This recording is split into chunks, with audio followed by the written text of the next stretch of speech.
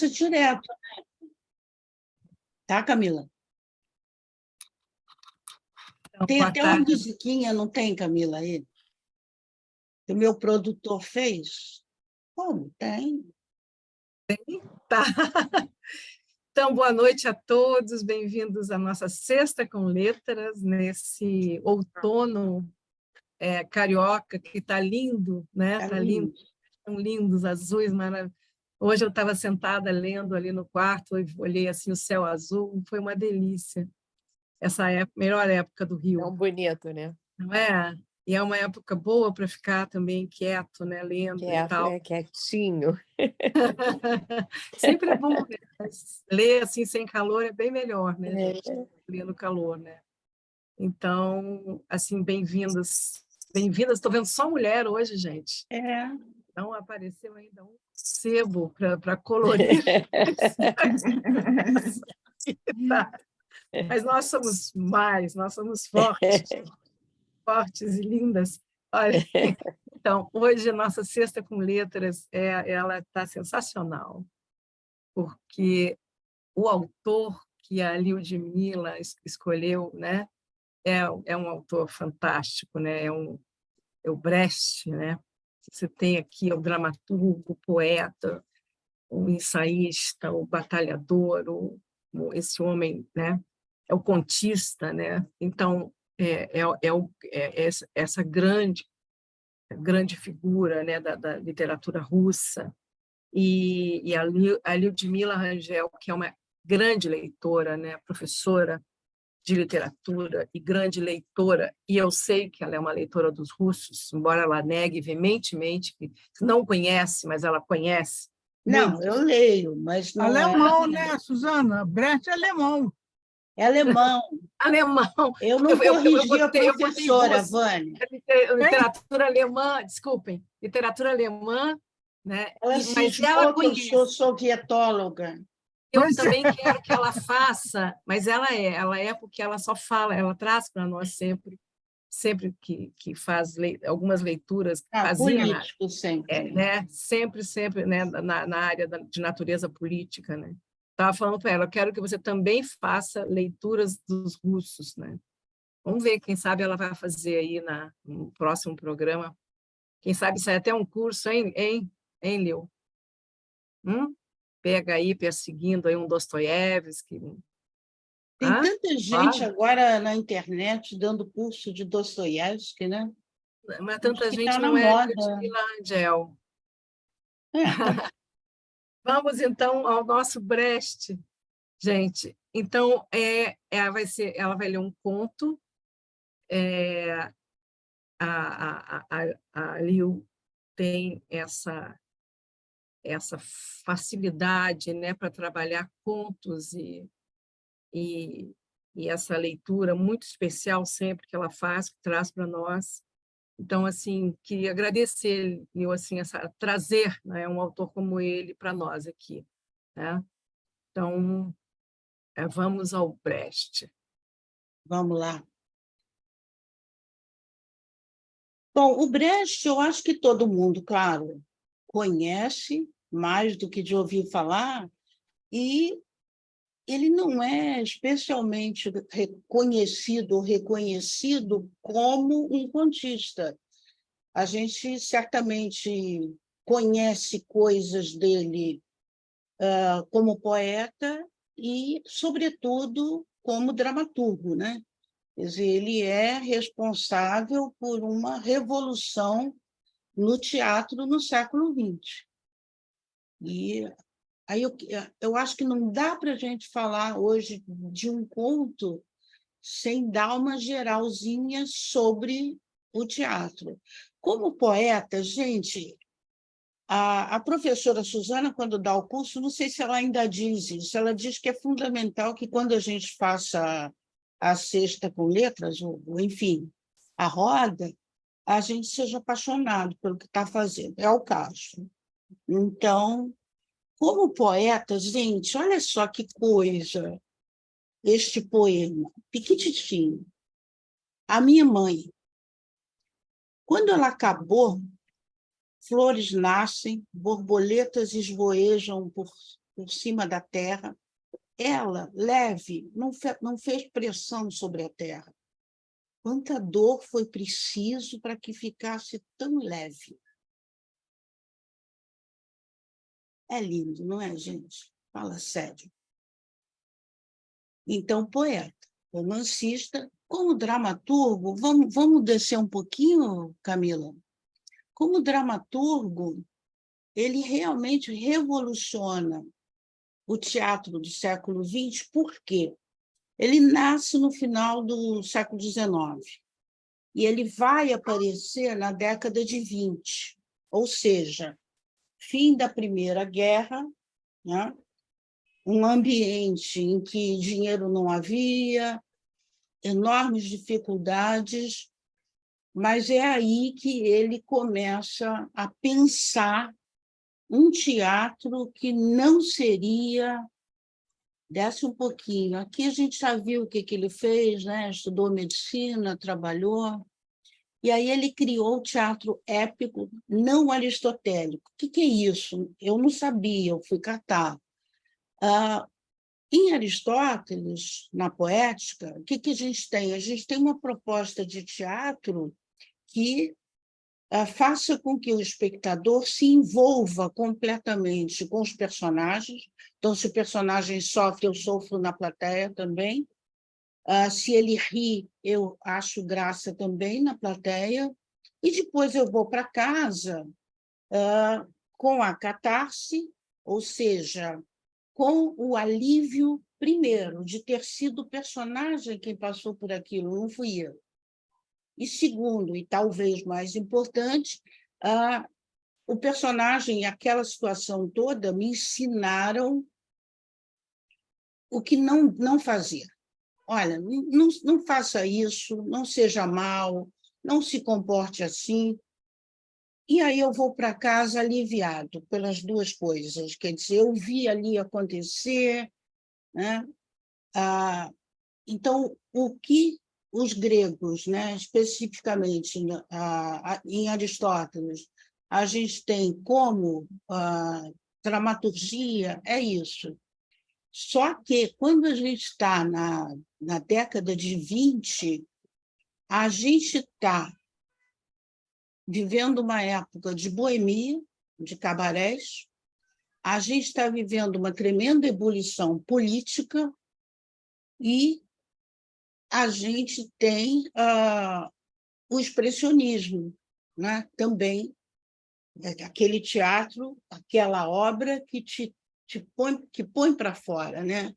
Expressa, expressionismo, que expressa o que o personagem traz. É a partir dessa tríade, né, que o Brecht vai pensar o teatro. Então, ele cria um teatro chamado épico, que não é aquele que a gente está estudando, muita gente aqui do curso, né, da Odisseia, não é o de um herói como Ulisses, que está voltando, ou que está indo, não é isso.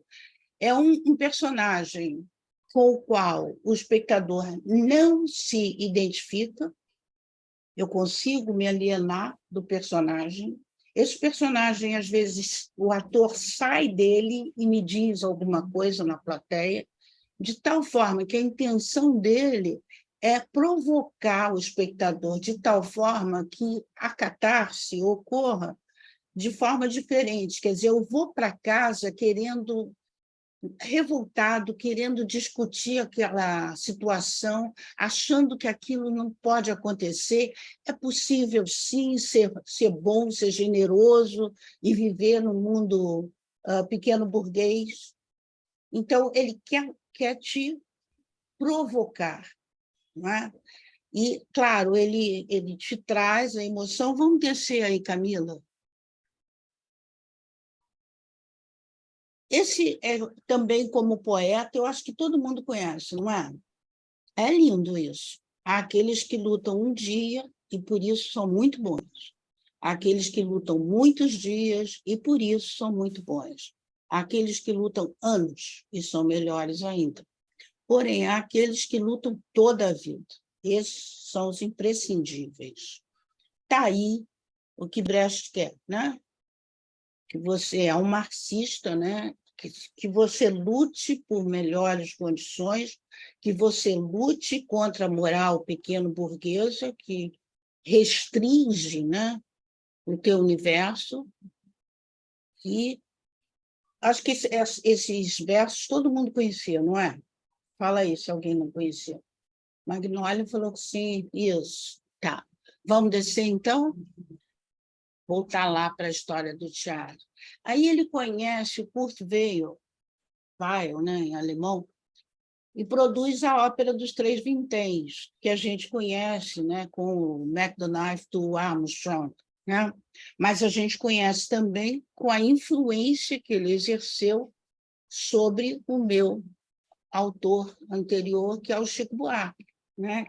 Quer dizer, a Ópera do Malandro está ali em cima da Ópera dos Três Vinténs, né?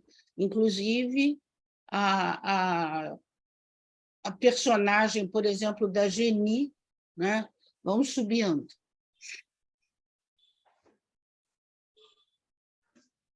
Eu aqui já dei um salto temporal, né? Quer dizer, então ele fica na Alemanha, claro, o sistema nazista não pode gostar dele, ele vai passando pela Europa tentando achar trabalho, mas sempre produzindo, ele é um homem de produção diária, né? E aí ele não vê mais jeito de ficar na Europa, vai para Nova York, aí começa o macartismo, e tem aquela cena que talvez vocês já tenham visto, que é quando um dos macartistas lá, os inquisidores, né, pergunta para ele: o senhor é comunista? E ele pega um charuto e leva um tempão para tirar aquela fitazinha, e o cara fala: o senhor não vai responder? Calma, estou pensando. E aí o sujeito acaba desistindo da pergunta, porque já todo mundo riu e já perdeu-se o clima da Inquisição ali, né?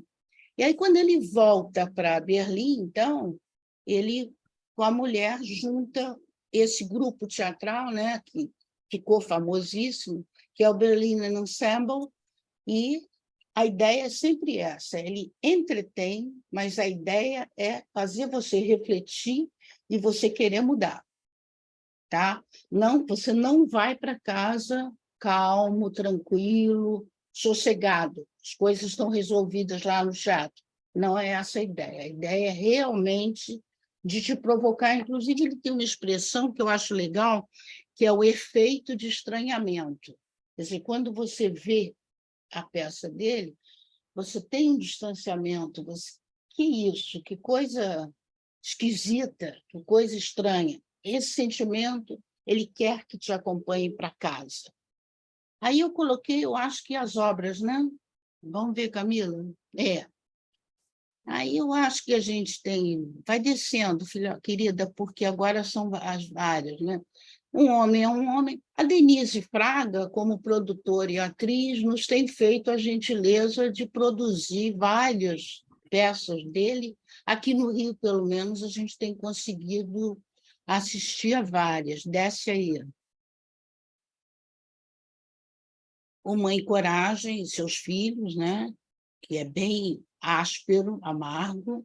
Depois, A Vida do Galileu, que a Denise Fraga já fez aqui, com muito sucesso, lá no João Caetano. Depois, O Senhor Puntilha e seu criado Mate. Eu queria falar mais particularmente, desce aí.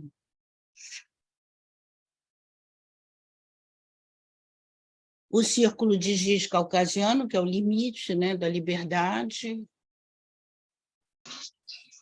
E a Alma Boa de Sichuan, que está muito na origem da personagem da Geni, do Chico, né? Quer dizer, supostamente os deuses teriam descido à Terra para procurar um homem bom. E eles acham uma alma boa lá nessa cidade de Sichuan, mas só que é uma prostituta. Então, seria a Geni, né? Quer dizer, ela é bondosa, generosa, e ela vai perceber aos poucos que, sendo bondosa, generosa, amiga, ela só perde nos embates da vida. E aí ela finge ser um homem e um homem mau. E aí ela, a certa altura, muito aceita por todos, ela percebe, mas não é isso que eu quero ser.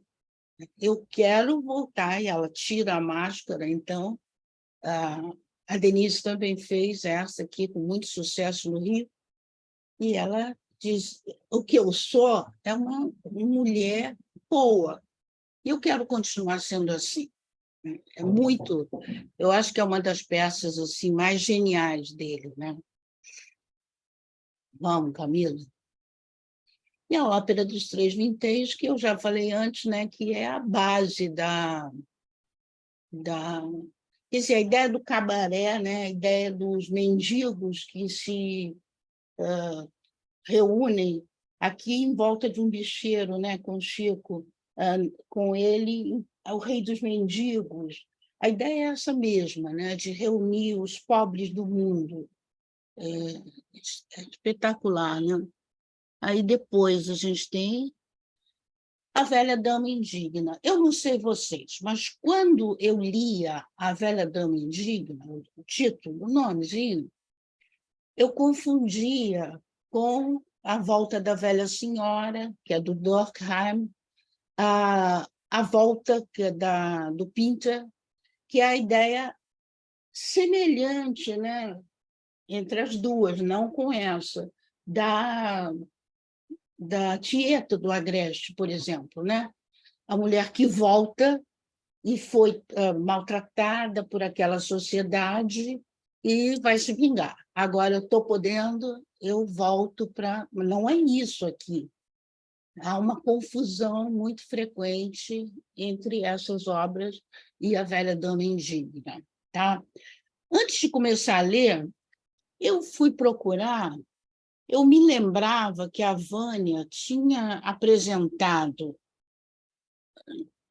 no trabalho delas, foi 2 meses atrás, né, Vânia, da Lúcia Berlin, Foi. um conto chamado Ponto de Vista. Acho que a maior parte de nós estava aqui. Vou dar só o primeiro parágrafo para a gente ter em mente essa ideia que eu achei muito oportuno que a Vânia trouxesse, assim, sabe, para o nível consciente. Olha, repara nisso aqui quando você for curtir um conto, né? Diz assim: imagine o conto Angústia de Chekhov narrado na primeira pessoa. Um velho nos contando que seu filho acabou de morrer. Nós nos sentiríamos constrangidos, desconfortáveis, até mesmo enfadados, e reagiríamos exatamente como os passageiros do cocheiro reagem na história.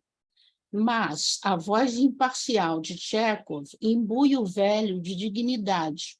Nós absorvemos a compaixão do autor por ele e ficamos profundamente comovidos, se não com a morte do filho do velho, certamente com o velho falando com sua égua. Então, tenha isso em mente, por favor. Tá? A questão do ponto de vista. Quem é que nos conta a história?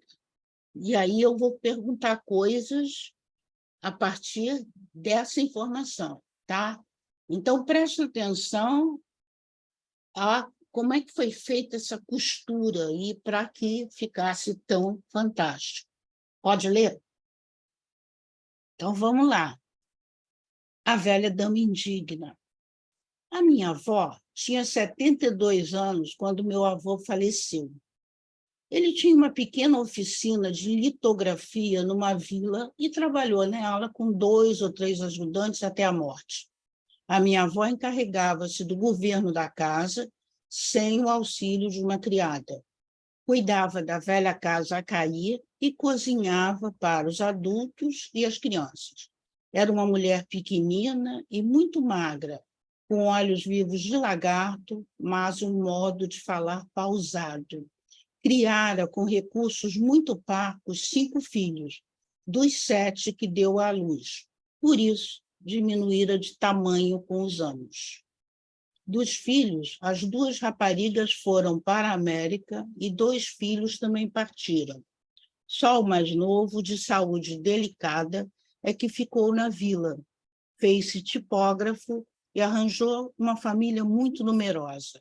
Ela ficou, pois, sozinha em casa quando meu avô morreu. Os filhos trocaram cartas sobre o problema de saber qual destino dar-lhe. Um podia oferecer-lhe um lar em sua casa, e o tipógrafo queria ir para a casa dela, com toda a família. A velha, porém, recusou todas as sugestões. Ela queria apenas que cada um dos filhos que estivesse em condição de o fazer, aí ele concedesse, né, singular, um pequeno subsídio em dinheiro. A litografia, há muito desatualizada, quase nada rendeu ao ser vendida, além de que havia dívidas a pagar. Os filhos escreveram-lhe a dizer que ela não podia viver sozinha, mas, como não houve maneira de a convencer, acabaram por ceder e passaram a enviar-lhe algum dinheiro todos os meses. Pelo menos pensaram. O tipógrafo sempre tinha ficado na vila, e ele comprometeu-se também a informar regularmente os irmãos sobre o que se passasse com a mãe. As cartas que ele escreveu ao meu pai e o que este mesmo viu quando uma vez a foi visitar e o que eu soube, anos mais tarde, depois do funeral da minha avó, permitem-me fazer uma ideia do que aconteceu nesses 2 anos. Parece-me que o tipógrafo ficou desde logo frustrado com o fato de minha avó se recusar a recebê-lo em sua casa enorme, agora vazia. Ele vivia com 4 filhos em 3 quartos.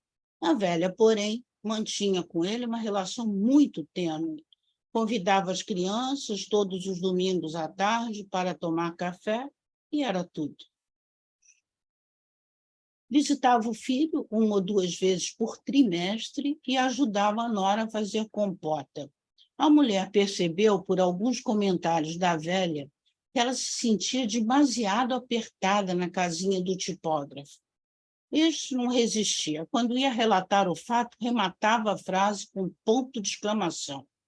A uma pergunta escrita do meu pai sobre o que é que a velhota agora fazia, ele respondeu secamente que ia ao cinema. Tem que se compreender que isso nada tinha de vulgar aos olhos dos filhos, pelo menos. Há 30 anos, o cinema não era o que é hoje. Tratava-se de locais miseráveis, mal arejados, muitas vezes velhas salas de jogo, com anúncios gritantes à entrada de assassinos e damas passionais. Só adolescentes é que lá iam, ou então casaizinhos de namorado, por causa da escuridão. Uma senhora de idade, sozinha, devia certamente dar nas vistas e havia ainda que considerar um outro aspecto dessas idas ao cinema. A entrada era, por certo, barata, mas como aquele divertimento era mais ou menos visto como uma frivolidade, significava dinheiro deitado à rua.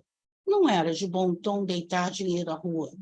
A isso, acrescia que a minha avó, além de não manter contatos regulares com o filho que vivia na vila, também não convidava para a sua casa nenhum dos seus conhecidos.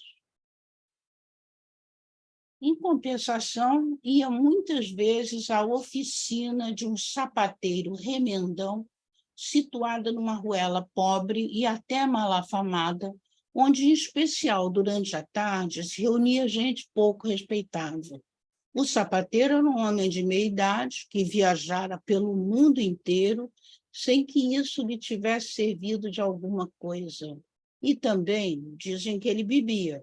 Estava longe de ser uma boa companhia para minha avó.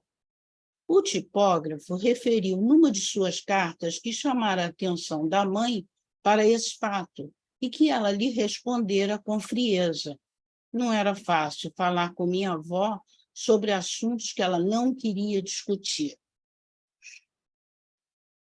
Decorrido cerca de meio ano sobre a morte do meu avô, O tipógrafo escreveu a meu pai a dizer que a mãe agora comia num restaurante, dia sim, já não. Mas que notícia!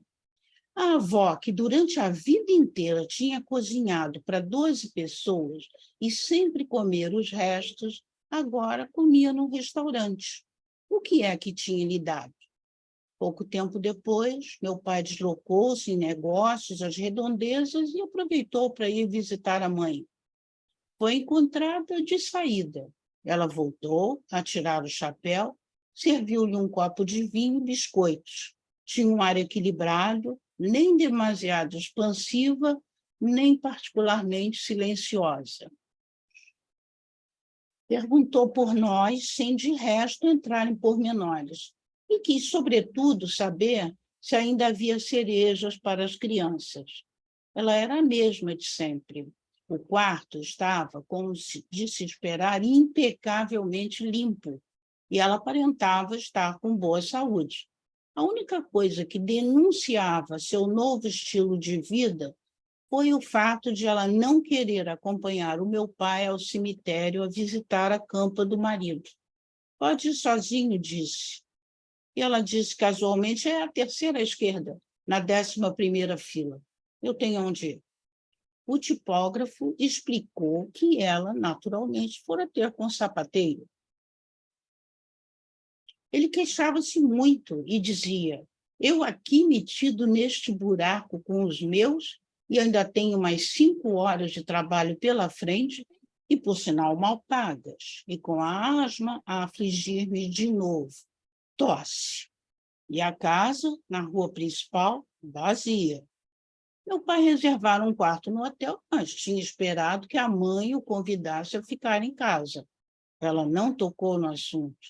Dantes, mesmo quando a casa estava cheia, ela opunha-se a que ele não pernoitasse lá e fosse assim gastar dinheiro com um quarto de hotel. Mas ela parecia ter encerrado sua vida em família e parecia percorrer agora novos caminhos para os quais se sentia inclinada. Meu pai, que tinha um bom sentido de humor, achou-a bastante animada e falou ao meu tio que deixasse a velhota fazer o que muito bem lhe apetecesse. Mas o que é que lhe apetecia? A primeira coisa a ser relatada a seguir foi que ela mandara vir um coche e que tinha partido em excursão numa vulgar quinta-feira. Um coche era um veículo grande, de rodas altas, puxado a cavalos e com lugares para uma família inteira.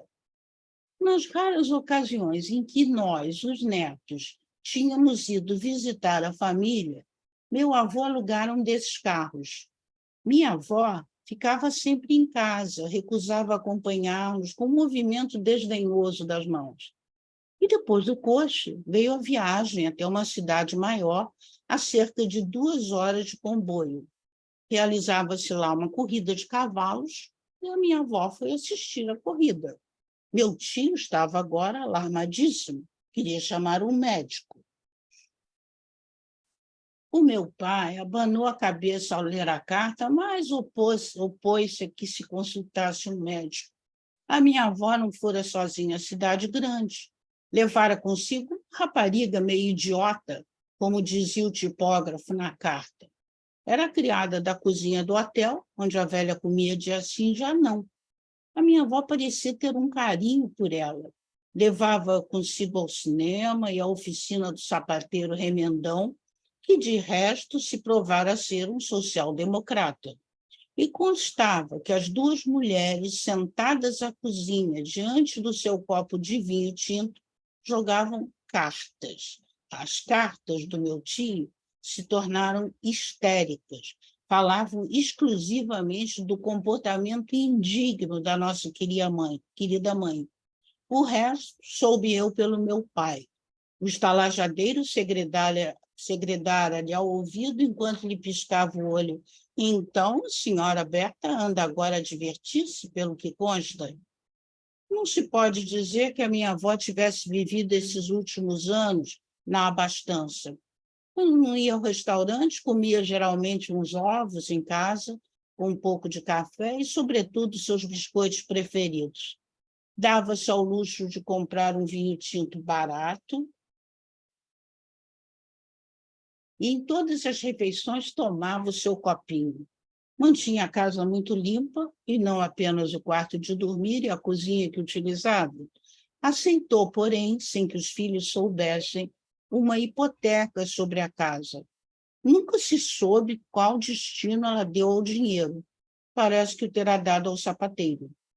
Depois da morte dela, ele mudou-se para outra cidade e consta que montou um importante negócio de sapatos feitos por medida. Bem vistas as coisas, ela viveu 2 vidas, uma a seguir da outra. Uma, a primeira, como filha, mulher e mãe. E a segunda, simplesmente como senhora Berta, uma pessoa só, sem obrigações e com recursos modestos mais suficientes. A primeira vida durou cerca de 6 décadas, a segunda, não mais do que 2 anos. Chegou aos ouvidos de meu pai que, durante os últimos 6 meses de vida, ela se permitia certas liberdades que não passam pela cabeça das pessoas normais. Era bem capaz de se levantar no verão pelas 3 da madrugada e ir passear pelas ruas desertas da vila. E uma vez que o padre a foi visitar para fazer um pouco de companhia à velha na sua solidão, dizia-se que ela o convidara a ir ao cinema. Ela estava longe de viver no isolamento. Pela casa do sapateiro aparecia gente alegre e divertida e contavam-se muitas histórias. Ela tinha lá sempre uma garrafa do seu vinho tinto e bebia o seu copinho, enquanto os outros contavam histórias e davam a língua sobre as dignas autoridades da cidade. Este vinho tinto ficava reservado para ela, mas de vez em quando ela contribuía para a animação da tertúlia com bebidas mais fortes. Morreu repentinamente, numa tarde de outono, não no leito, mas numa cadeira de pau junto da janela. Tinha 74 anos. Eu vi uma fotografia dela que a mostra no leito de morte e que fora tirada para os filhos. Vê-se um rostozinho miúdo, com muitas rugas e uma boca de lábios finos, mas rasgada.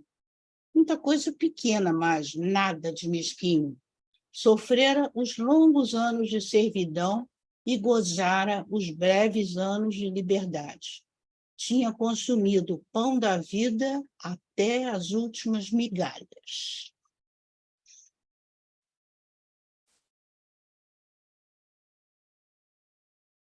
E aí? Magnólia, diz lá. Se está assim...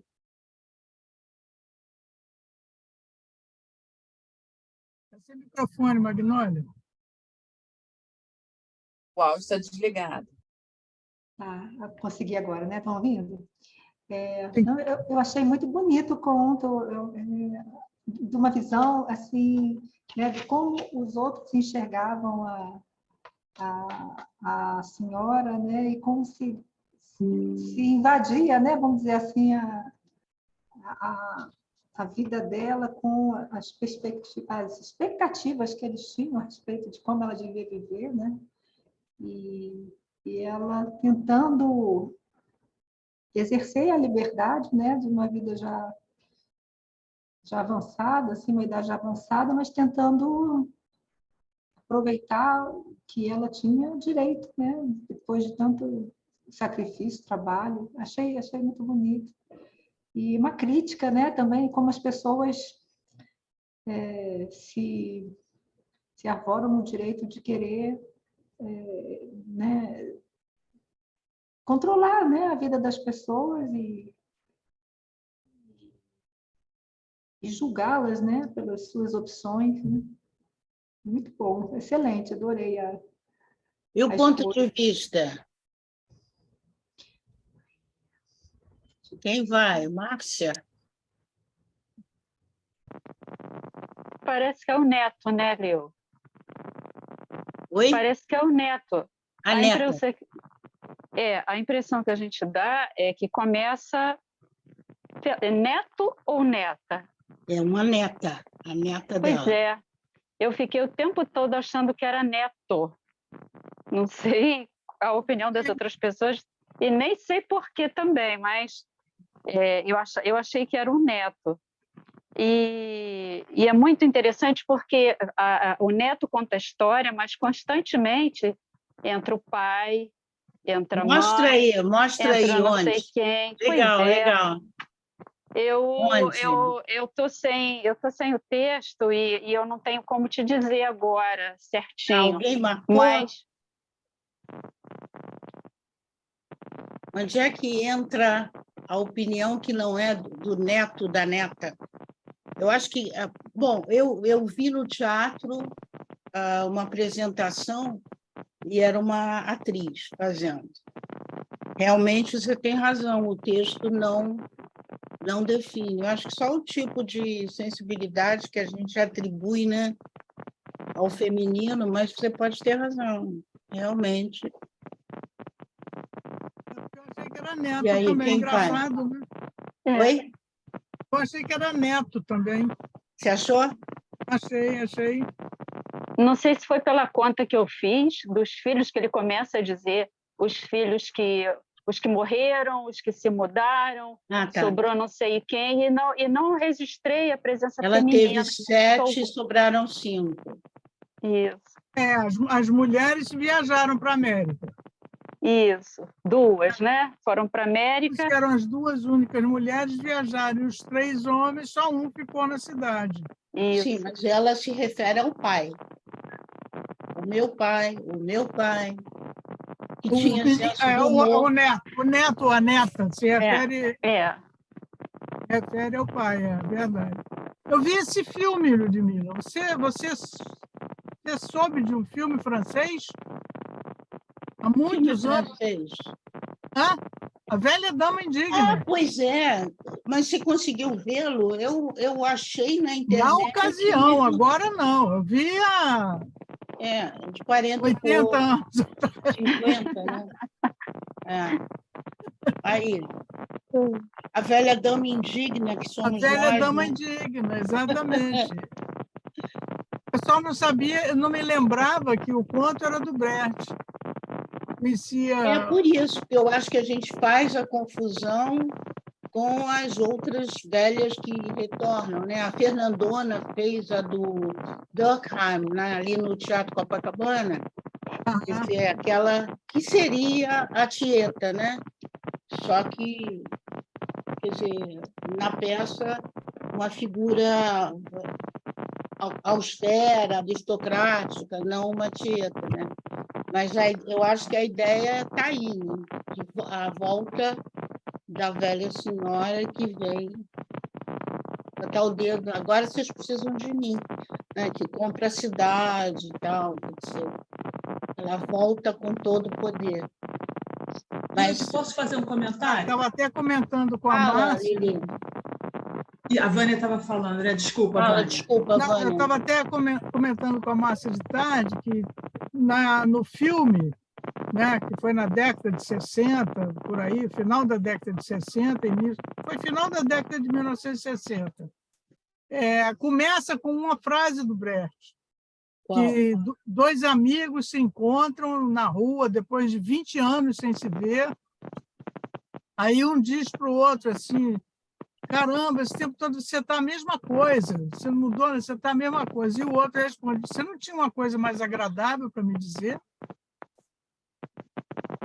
Aí começa o filme, aí tem tudo a ver, né, com o filme, Tudo. quer dizer, tem tudo a ver com o conto, com a história. É um barulho, né? Tem um chiado, deixa eu ver. Não é o nosso. Aqui alguém está me dizendo assim, eu perdi o começo do texto. Lili, fala, você ia falar. Então, eu acho que ele consegue fazer no conto o que ele se propõe com o teatro, né? Ele toca e ele faz com que a gente literalmente entre no personagem e vivencie, talvez pela forma como ele escreve. Eu estou sem o texto aqui na mão, talvez com a forma como ele vai escrevendo, ele vai envolvendo muito a gente na questão. Além de ser uma questão assim que para a maioria, né, não sei se tem, para a maioria do público aqui, que são todas mulheres, certamente se sentem tem muito tocadas. aí. Mas é a minoria, né? Nós somos a maioria aqui. Né? Então, assim, a gente se sente muito mais tocada numa situação, na história que é contada. Né? E ele vem com toda a criticidade que é dele próprio, né? E da forma como ele vai colocando essa mãe, essa filha, tirando ela desse papel e colocando ela no primeiro papel de pessoa, que é a mulher. Né? Porque muito a gente se imbui muito desses papéis que a sociedade vai colocando, que a vida da gente vai sobrepondo, e a gente esquece do primeiro papel da gente, né? Que é o ser humano, mulher, homem, trans, seja lá o que for, mas que é uma pessoa. Né? E eu acho que assim, né, no conto ele vai mostrando como ela, em algum momento na vida dela, quando o casamento dela acaba pela morte do marido, né? Ela resgata essa pessoa, né? E aí aparece ela como pessoa de fato, né? Pelos gostos, pela coisa, e como tudo isso é de uma forma muito genuína, não é nada, não tem nada da riqueza, mas tem do prazer, da degustação, né? De estar com um sapateiro tomando um vinho e conversando, né? De ir ao cinema, que naquela época, como ele descreve, né? Que não é o que a gente hoje vivencia como um cinema, mas que tem um prazer para ela, tem um tesão ali de estar ali naquele lugar. Né? Eu achei muito bonito, então a leitura foi fantástica, Lilith, como sempre.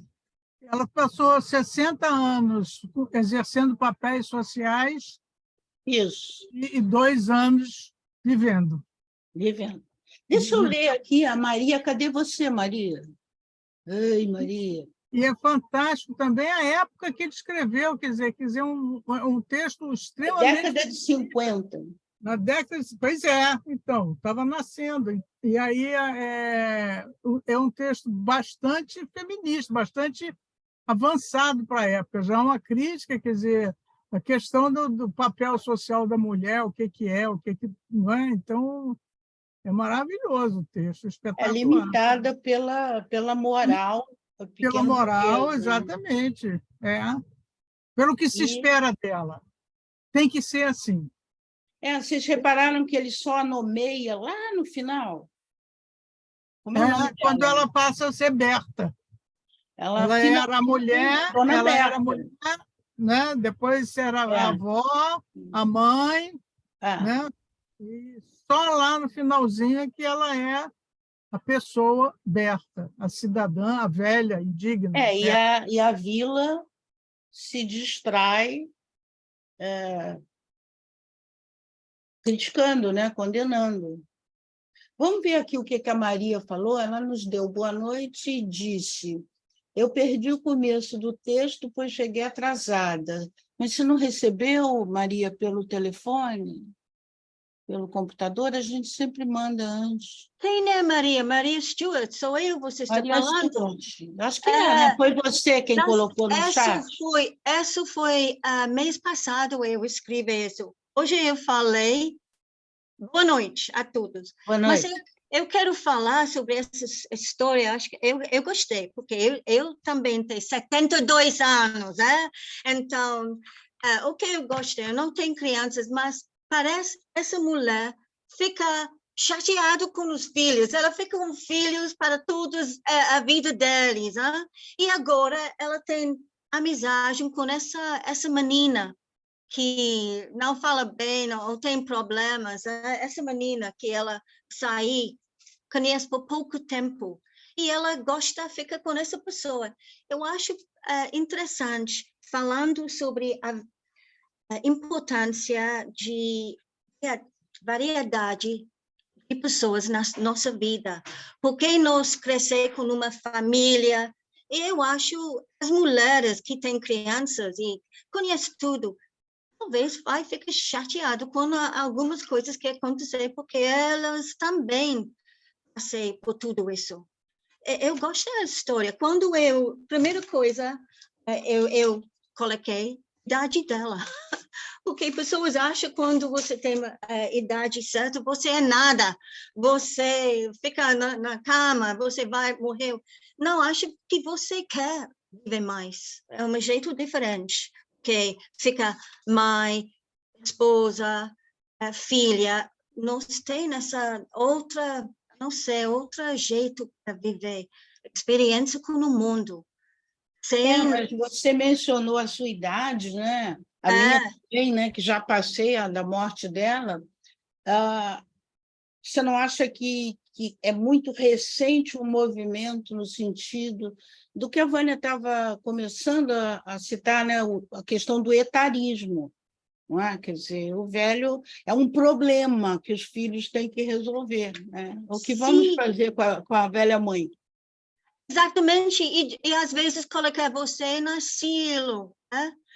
Então, não dá atenção que essa pessoa está viva ainda, tem mais energia mais do que as filhas, às vezes.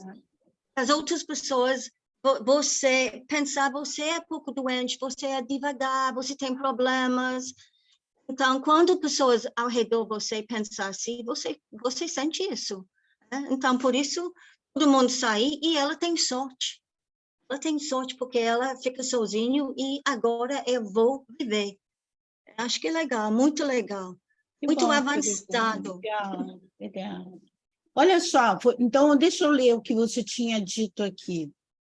Que você acha que é um filho, né? Pelas informações que resolveram expor dela, estarem muitas vezes ligados à figura masculina, como se fosse muito importante saber com quais homens ela conversa e a forma como a única figura masculina com quem ela tem contato é meio desvalorizada e julgada também.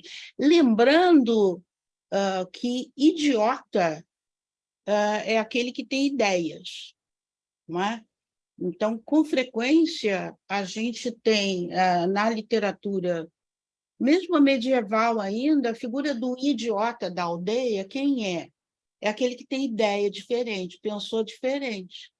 Então, a criada lá do restaurante, que é tida por idiota, talvez seja alguém social-democrata como o sapateiro, que muito consistentemente foi lá e montou a empresa dele de sapatos sob medida, uma vez tendo recebido a herança da amiga, né? Repara que, né, encaixa. Aí você diz que você achou a linguagem bem simples, o Brecht tem essa preocupação, não é? Ele quer ser compreendido. E a linguagem, no alemão, é assim também. Tanto é que essa tradução que eu tinha do conto usa que não era vulgar na época, né? A gente diria não é comum, não é? Eu fiquei até em dúvida, mexo na tradução, não mexo. Mas, no geral... A tradução é portuguesa, Ludmila?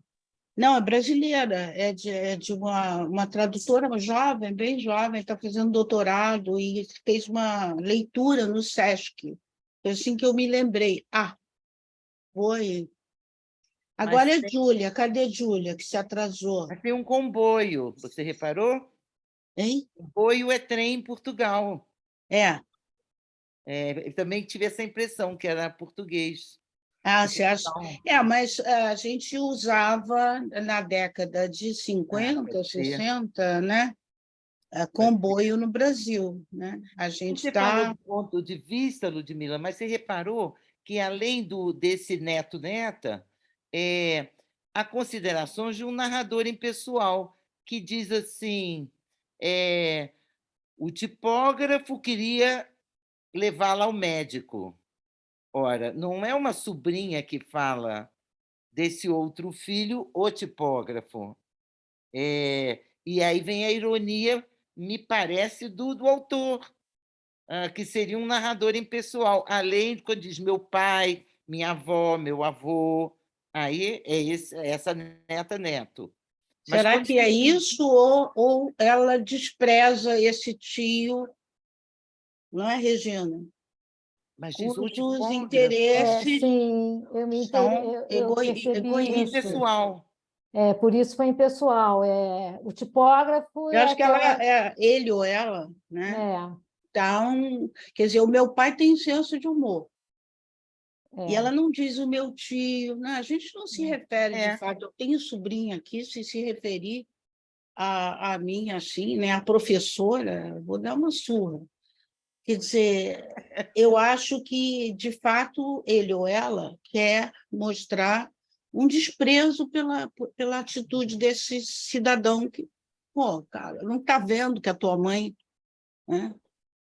E está mais interessado em Solange, não sei. Está interessado em ocupar a Casa Grande, com a filharada. Exato. José. Né? Esse Também. é o tipógrafo, não é meu tio. Exato. Né?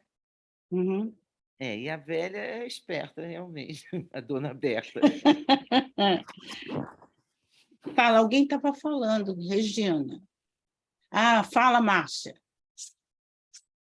Liga o som. Diogo, liga um pouquinho, está muito quente.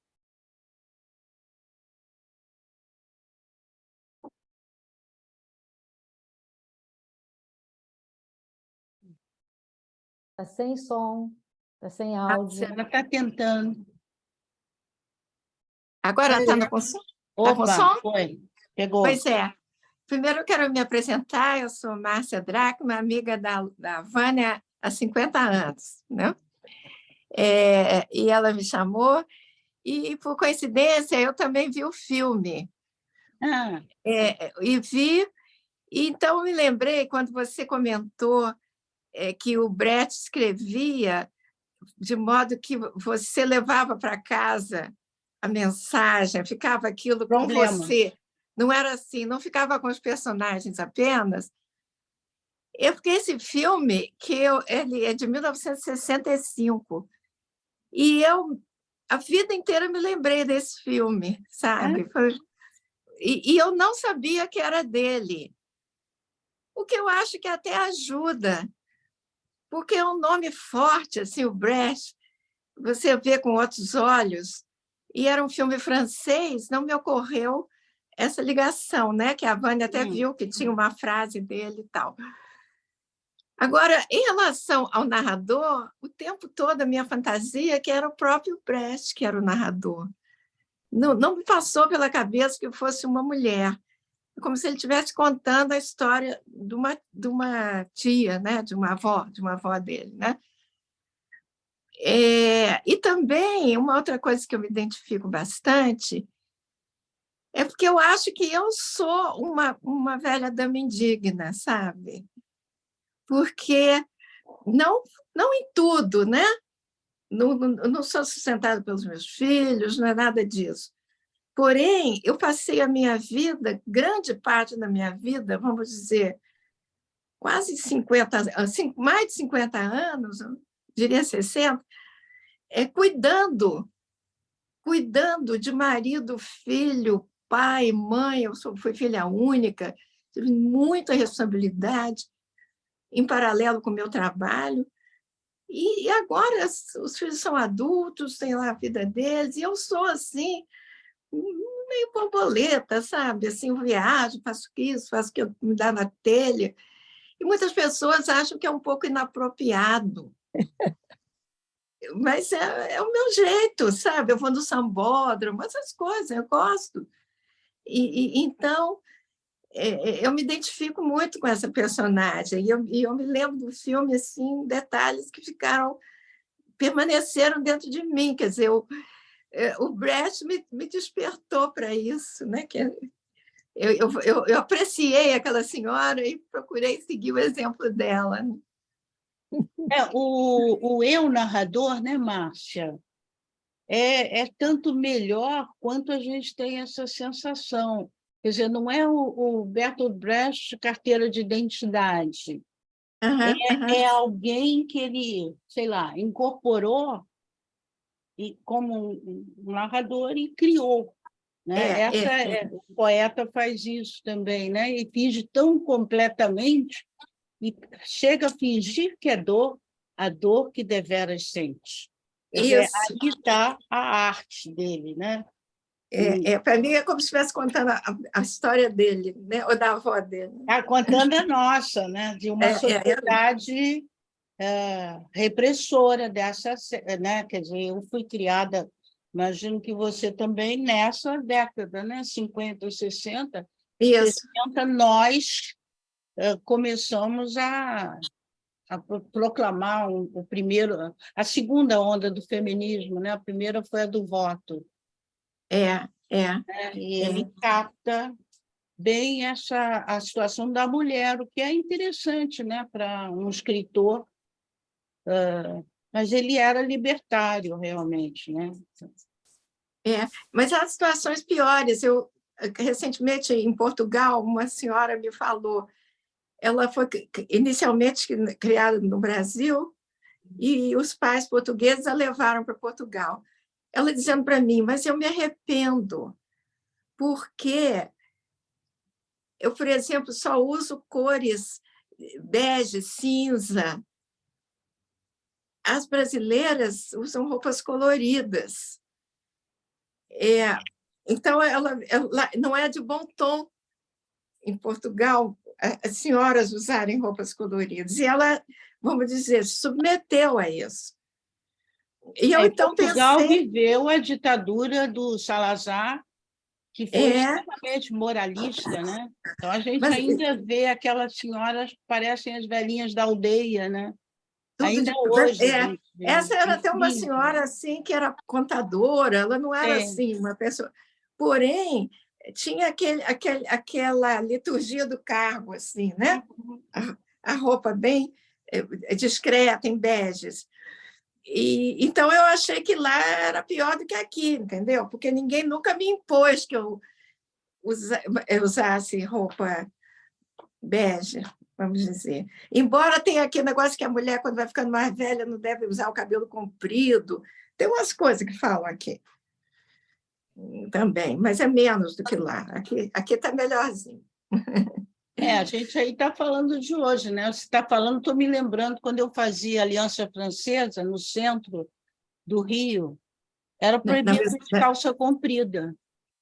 Não diga. Nós precisávamos usar vestido. Mas isso era aliança? Na Maison, você não podia usar calça comprida. Aliás, eu nem sei se eu tinha. Quer dizer, quando veio a pílula, né, e veio a calça jeans, houve uma revolução. Mas os pais, homens, eu acho que ainda olhavam de cara torta. Né?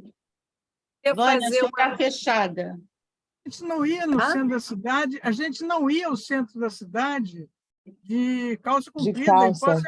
Quando eu entrei na faculdade, tinha que ir de saia, era lá na Avenida Chile, a faculdade de Letras, era de saia. Imagina se usar calça comprida, é impossível.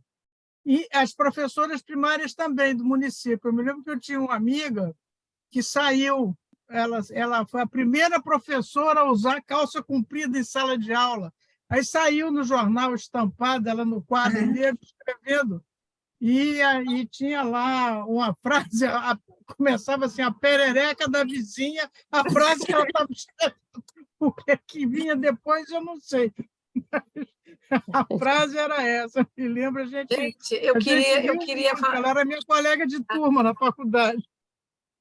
Suzana, vai. Algumas coisas, eu queria fazer algumas observações com relação a esse ponto do Brecht, que ele tem essa coisa, né?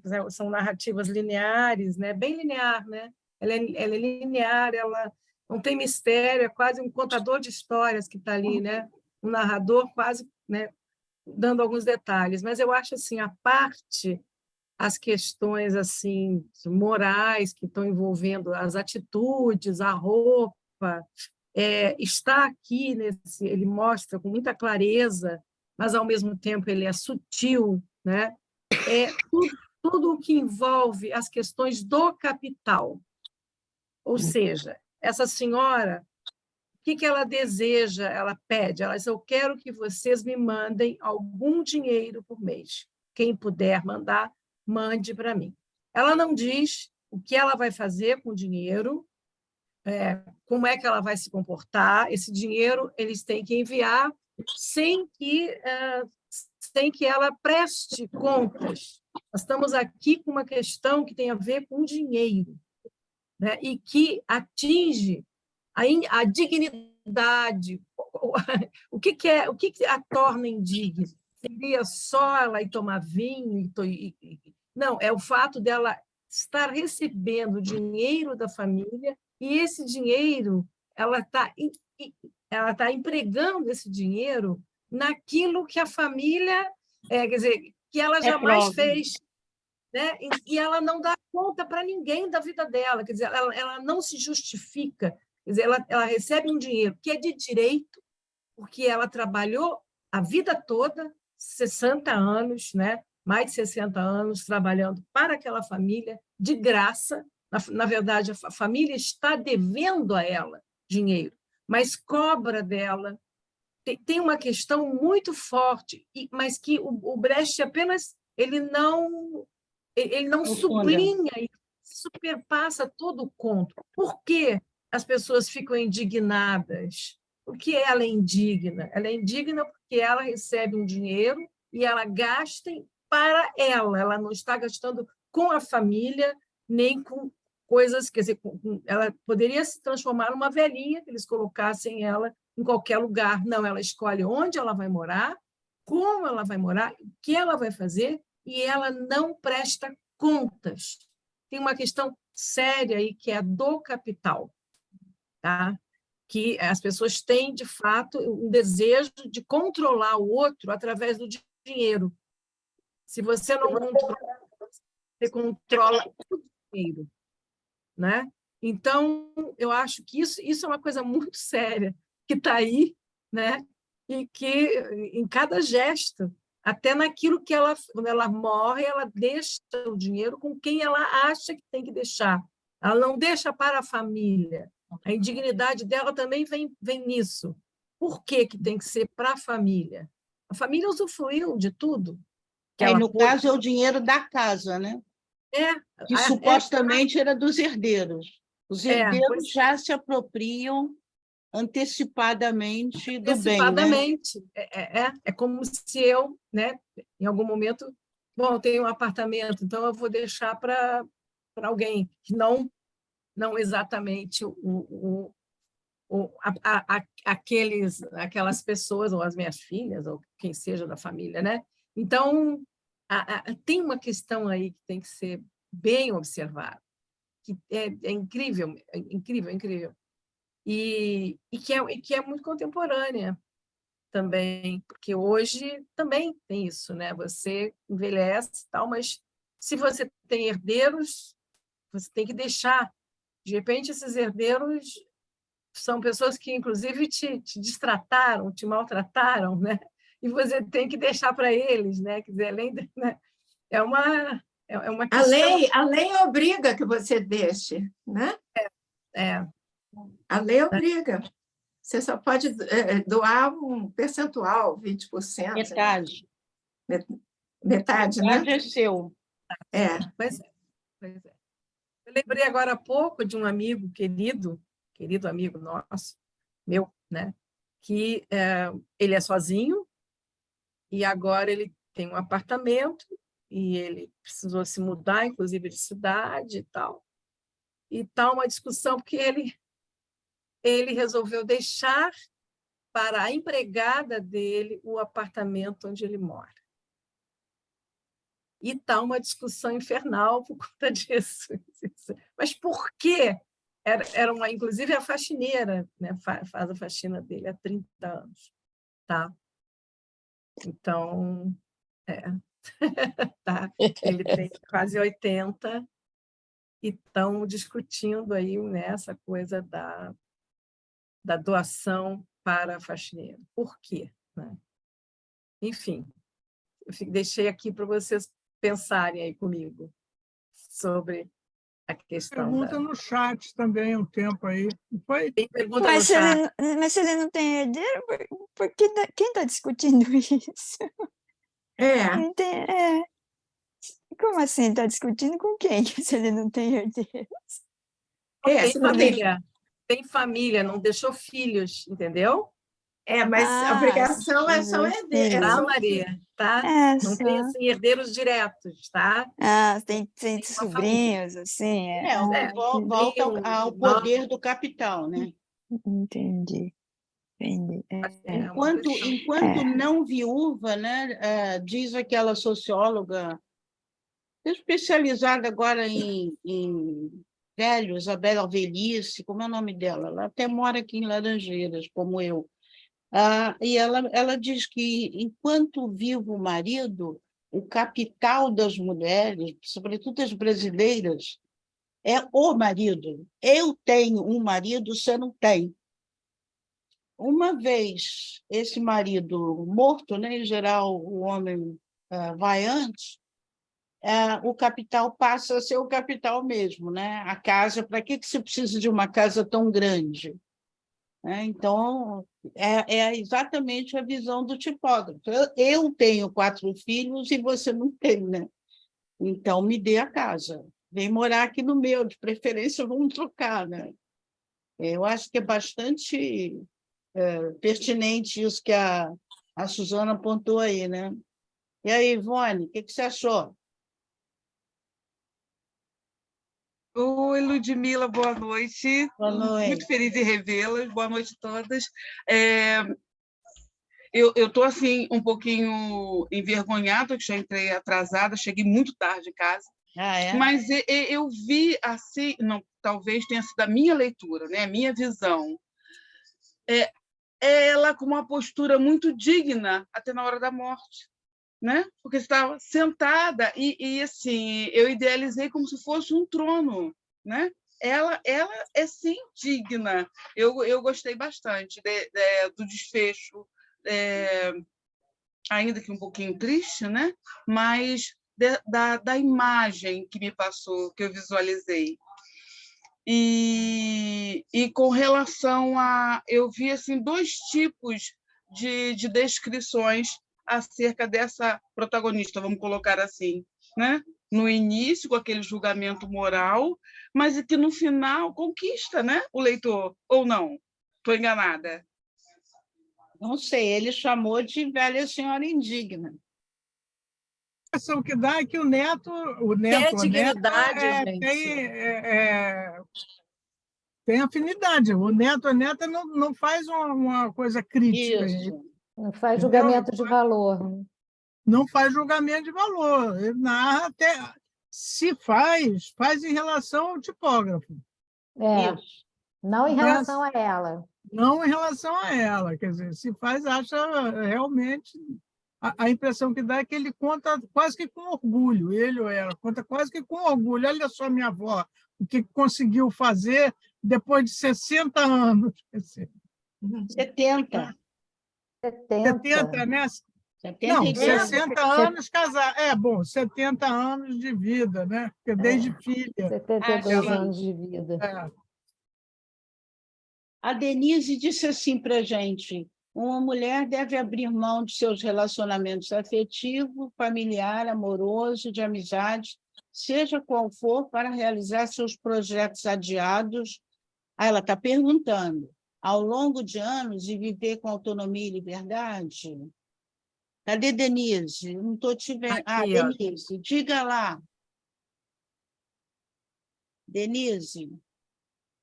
Oi, boa noite. Estava aqui lutando com o microfone. Boa noite, é um prazer estar aqui pela primeira vez. Muito honrada estar no meio de todas vocês. Eu coloquei essa pergunta porque é um conto delicioso, né? Eu me diverti lendo. A premissa do Brecht, né? Entreter e fazer refletir. Isso. E fiquei refletindo.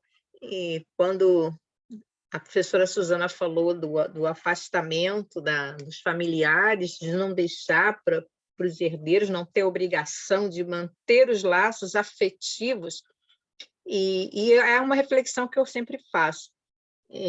Uma mulher ela precisa, mas ela deve abrir mão dos seus relacionamentos mais próximos e importantes para ela conseguir viver uma vida de liberdade e de autonomia e realizar os projetos que veio adiando durante anos, porque estava se dedicando a esses relacionamentos próximos que, de uma certa maneira, lhe sugavam o tempo, a energia, a vivacidade e tudo mais.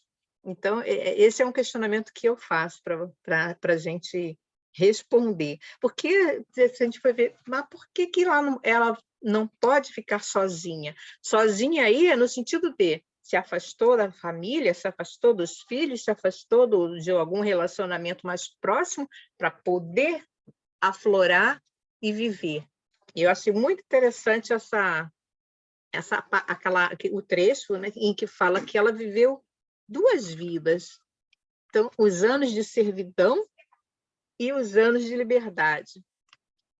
E isso custou-lhe, não sei se perda ou se ganho, né? Citando aqui a Lia Luft, se perda ou se ganho, de se afastar de relacionamentos considerados socialmente necessários, e você tem que ficar pegada a ele até o resto da vida. Eu achei, assim, de um simbolismo ela não deixar o dinheiro para a família, essa crítica, né, ao merecimento, entre aspas, dos herdeiros, mas para quem ela quis.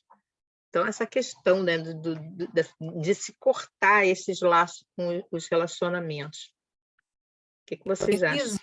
Denise, na verdade... Vai, Suzana, vai. Não, é só uma observação. Na verdade, ela não se afastou da família, ela recebia todos.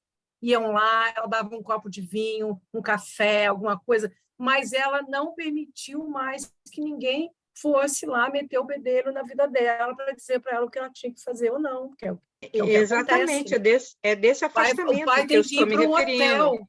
Um afastamento psicológico, social, mental, não físico. Você, se separar nesse sentido. A psicanálise, eu acho que explicaria através de um sentimento profundo de culpa, né?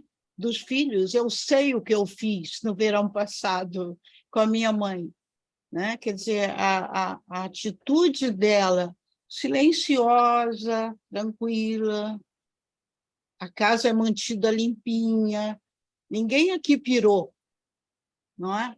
Ela aponta numa direção, talvez, de... Ei, eu não estava feliz com o jeito como vocês me impuseram essa condição. Agora eu escolho. Eu tenho a impressão de que a minha analista veria isso aí. Entendeu o que eu estou falando, Denise? Entendi.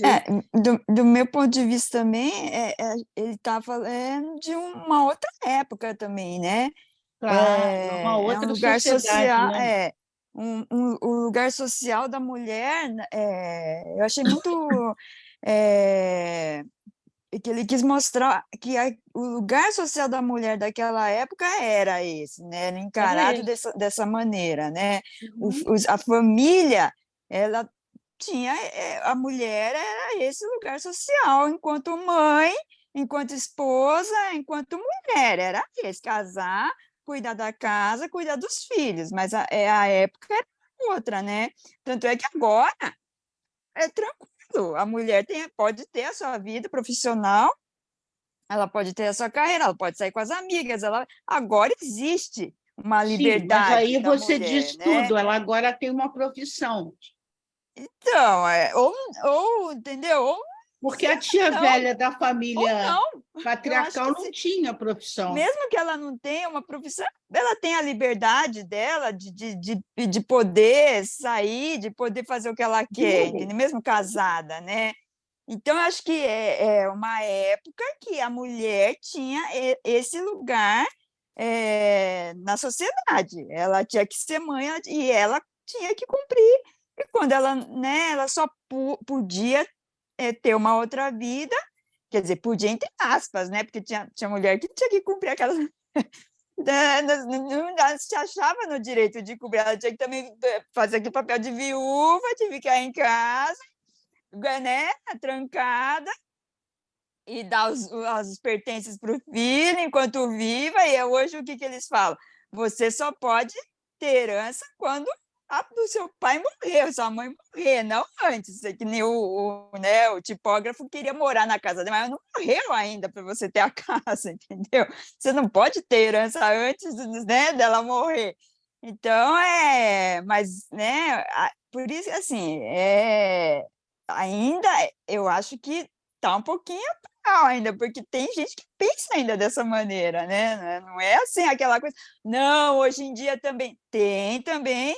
Eu acho as mulheres que têm a sua vida, mas também ainda tem um resquício aí que ainda está nessa de não, eu tenho que fazer o papel de mãe, eu tenho que fazer o papel, né? Não é bem assim, tá aos poucos, né? Aos poucos, né?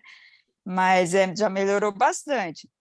Mas eu acho que tem uma coisa muito a sociedade ainda cobra muito esse papel da mulher, entendeu? Então, e né, não só cobra, como muita mulher muito ainda difícil, se coloca nisso. Né? Muito difícil ainda sair desse né, esse lugar tanto que, por social exemplo, quando tem algum questionamento sobre filhos, sobre quem cuida do filho, etc., ninguém pergunta pelo pai.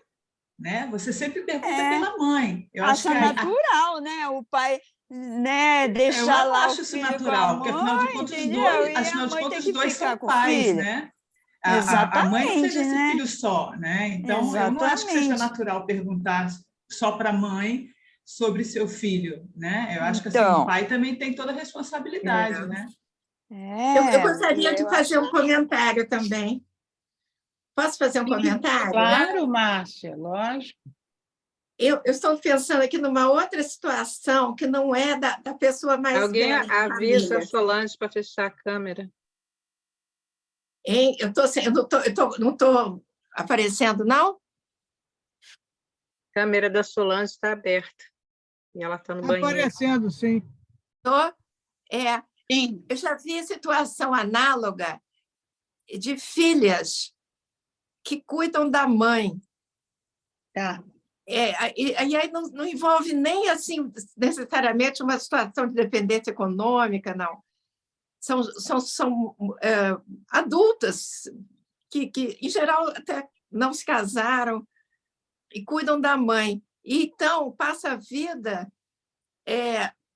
meio escrava, assim, do jeito da velha dama indigna. E até que um dia a mãe morre. Depois que a mãe morre, essas filhas se liberam, sabe? Então, é um processo, pelo menos em termos de gerações, diferente. Mas há também os filhos que ficam escravos dos pais, não apenas os pais que ficam escravos dos filhos. É isso que eu queria falar.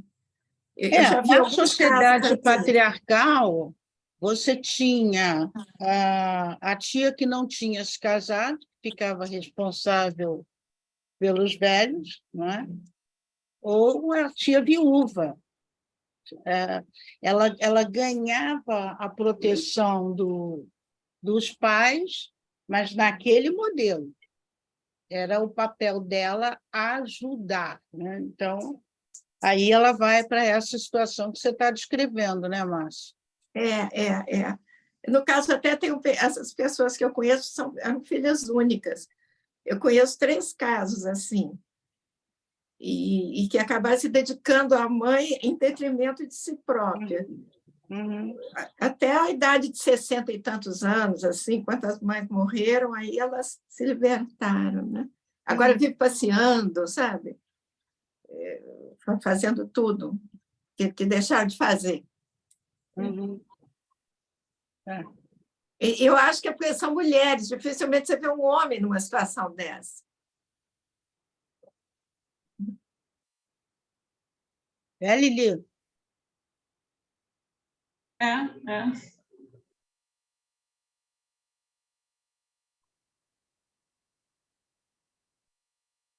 Que bom que vocês gostaram do texto.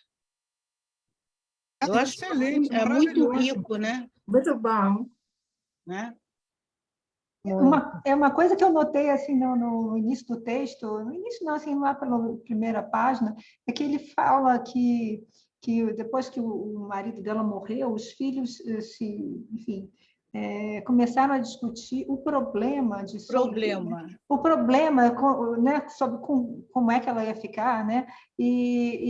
Mas de uma forma que a gente vai lendo ao longo do texto, que engraçado, a impressão que eu tenho é que eles não têm uma relação boa, os filhos com a mãe, é uma relação formal, uma relação né, vamos resolver aqui como é que vai ser e tal, mas não tem assim uma afetividade muito, né, forte. Parece uma coisa mais prática, mais né, não sei, alguma formal, coisa assim. Né?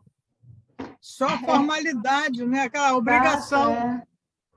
É o que o Brecht critica na sociedade, né? Quer dizer que se você é bondoso, generoso, você acaba sendo maltratado, explorado pelos outros, né? Exatamente. Ele está criticando justamente a artificialidade dessa família, né? Que é a família patriarcal. Eu estava pensando sobre essa questão de que o sol fica nesse jeito de solitário. As pessoas têm medo para ficar só e acham, essa pessoa mora sozinho. Muitas pessoas falam para mim, você mora com quem? Eu sempre falo com gatos. Você quer uma pessoa? Não, eu não quero. E tem pessoas, essa questão, eles falam exatamente. Eu coloquei isso, Magnolia, também. O que deve ser feito sobre ela quando o marido morreu? Porque ela vai ficar sozinha, ela não tem jeito para viver só, porque ela era esses papéis. Né? Então, muitas pessoas não aguentam ficar sozinho e acho que as outras também não. Por isso, geralmente, desculpa todo mundo, às vezes as pessoas pegam, têm família para não ficar sozinho. Que tem. E essa questão das mulheres, sempre durante iniciante o vida de ser humano, sempre tem mulheres que ficam só. Antigamente chamado bruxas, não foi? Sim. Então, sempre tem pessoas em sociedade que querem ficar assim. E sempre tem críticas, sempre é só assim, bruxa, é uma questão para jogar as coisas contra ela. Eu amei essa história. Muito simples, muito fácil para mim, entende? E é legal, muito legal. Geralmente tem muito gênio, muitas pessoas gênio que pode escrever com palavras simples e dar uma história para as outras. Fala muito. Obrigada. Salve Brecht. Muito obrigada. Ele propugnava isso, né? A simplicidade, para que o maior número de pessoas, né? Para alcançar o maior número de pessoas. Ele é chamado, é acusado às vezes de ter sido muito panfletário, né?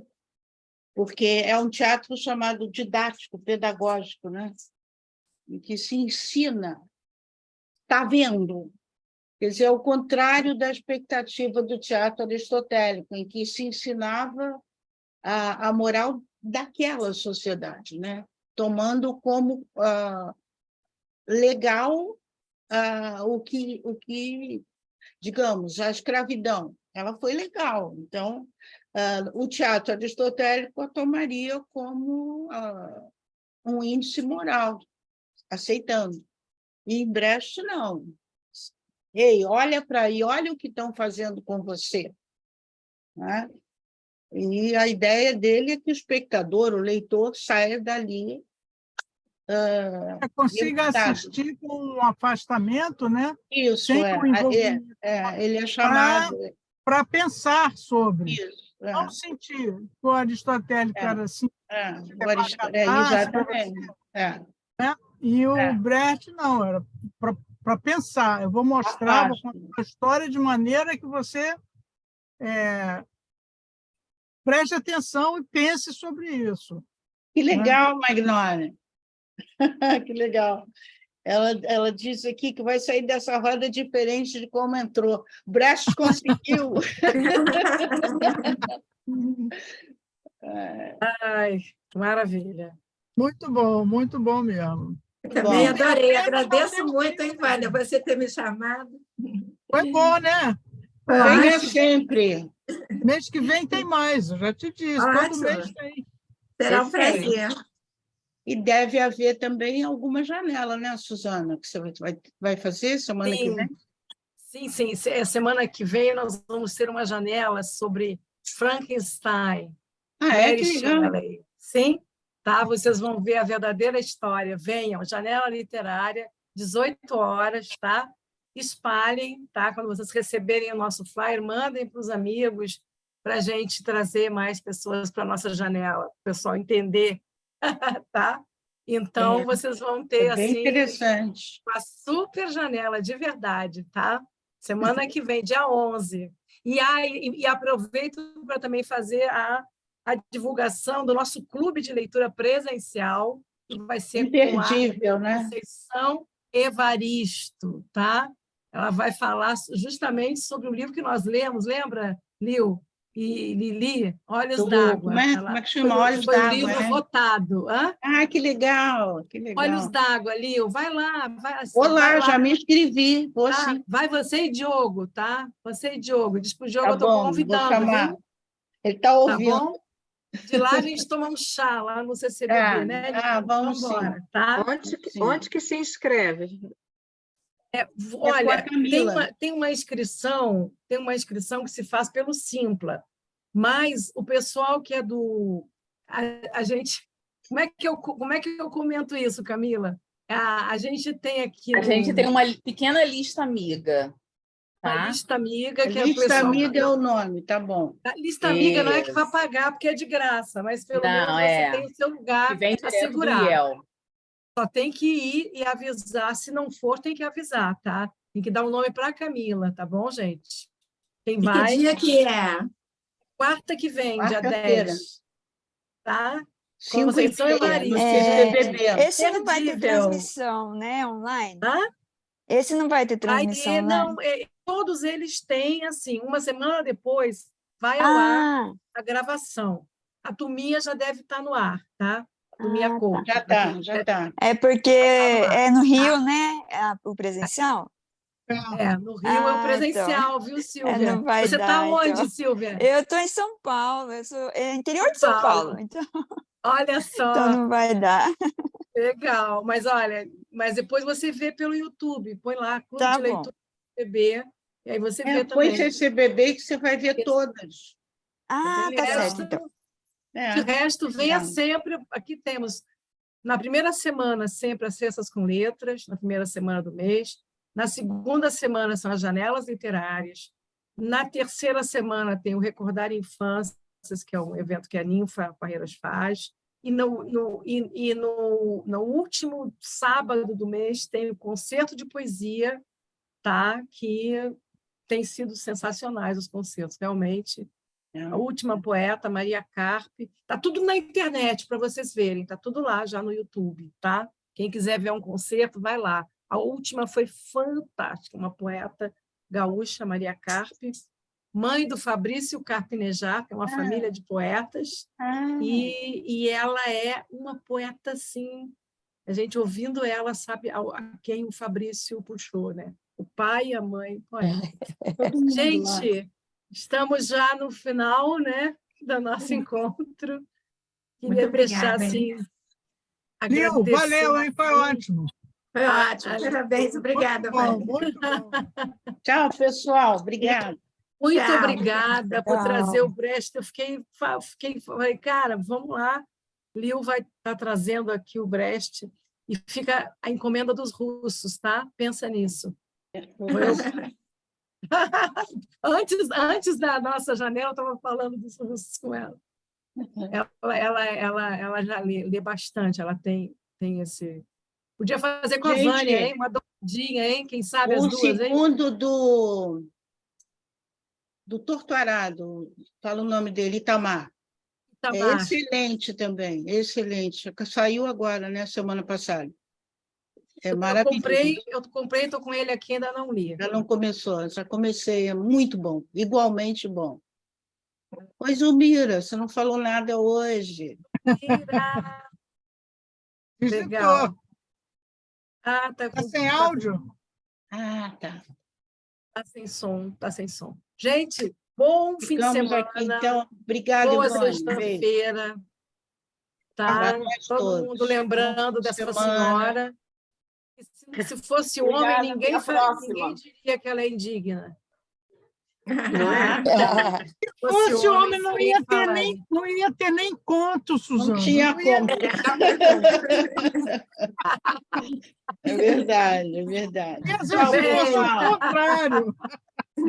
Tchau. Tchau. Tchau. Beijo para todo mundo, querido.